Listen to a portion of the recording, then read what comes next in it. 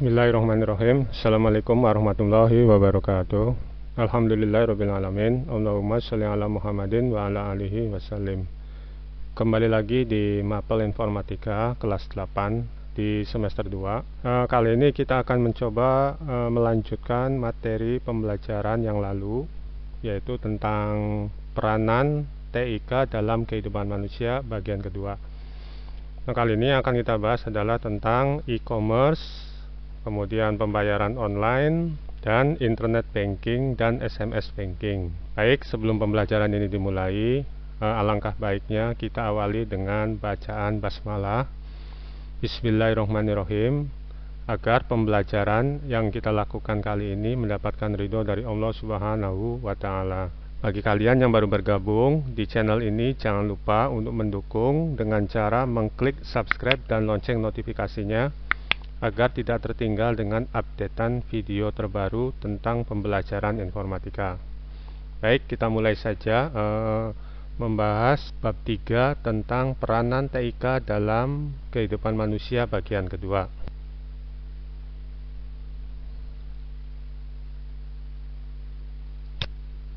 Pada bab ini yang tadi sudah disampaikan, yaitu yang akan kita bahas adalah tentang e-commerce, internet dan SMS banking serta pembayaran online.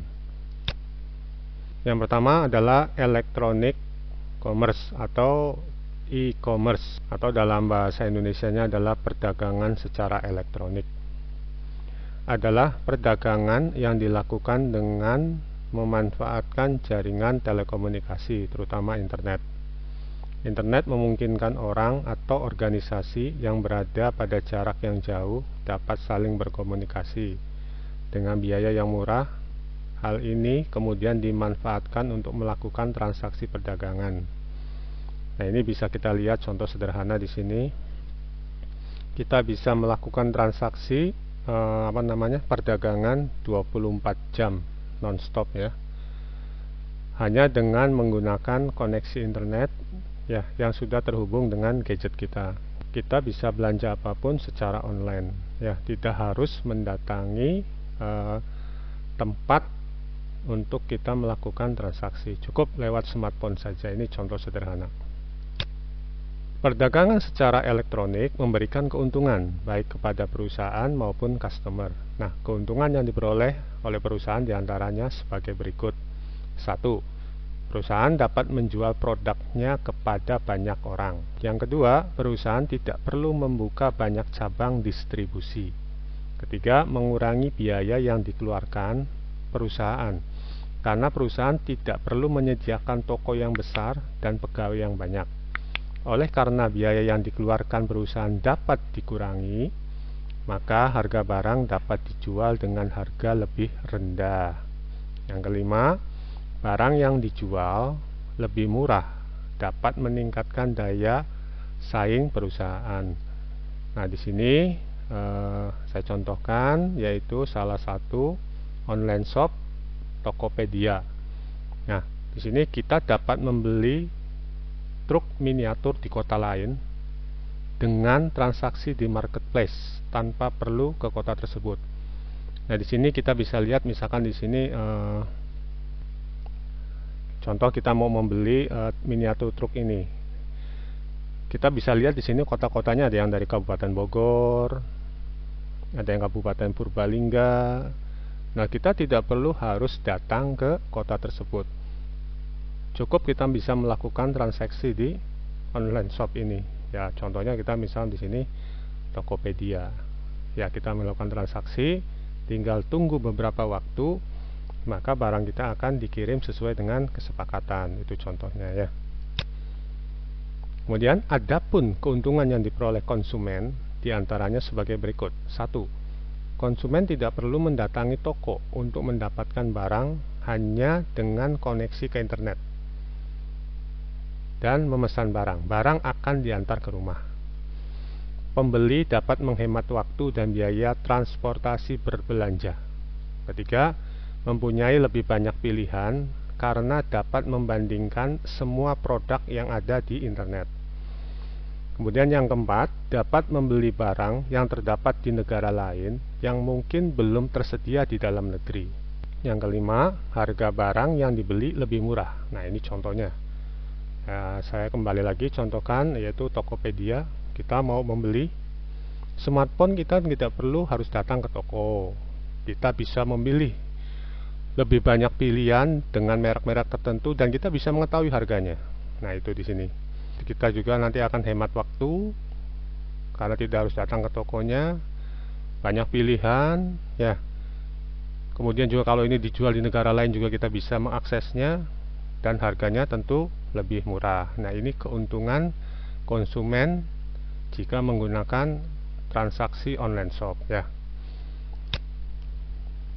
Nah, selain dilakukan oleh perusahaan kepada pelanggan, saat ini perdagangan elektronik juga dapat dilakukan antara individu dengan individu dengan memanfaatkan halaman web marketplace yang ada. Apa sih marketplace? Marketplace adalah halaman web internet yang memungkinkan setiap penggunanya membuka toko online dan menampilkan barang yang dijual di halaman web mereka.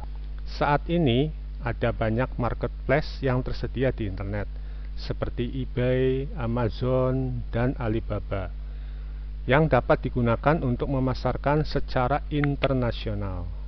Nah, adapun jika ingin memasarkan produk secara nasional, penjual dapat menggunakan marketplace yang ada di Indonesia. Seperti yang telah kita ketahui, di sini ada Tokopedia, ada Lazada, Shopee, dan Bukalapak, dan masih ada online shop yang lainnya.